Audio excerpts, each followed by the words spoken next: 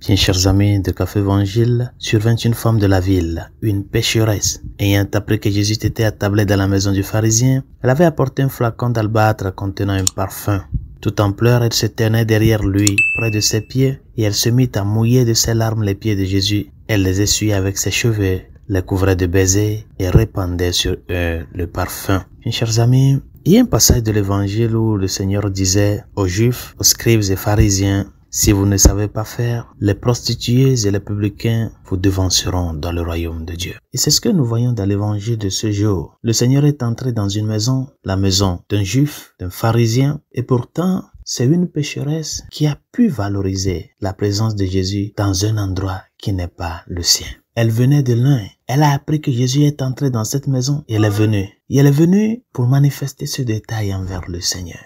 Être là pour le Christ. Cela peut nous arriver à nous aussi, chers amis, de venir à la messe, de participer au sacrement, mais de perdre de vue que nous avons quelqu'un en nous et avec nous. Nous nous préoccupons pour d'autres choses, pour d'autres réalités importantes, mais pas primordiales.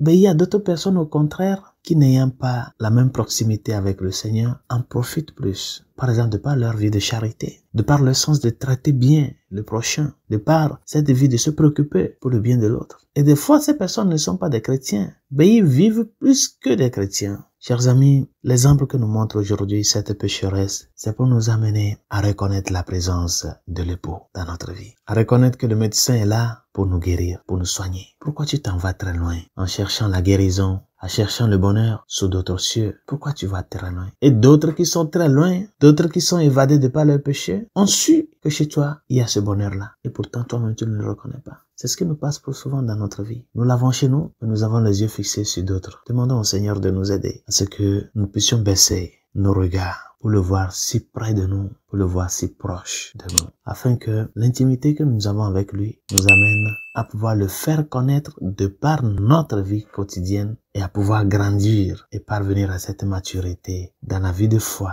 dans la vie d'espérance, dans la vie de charité. Bonne journée, Dieu vous bénisse.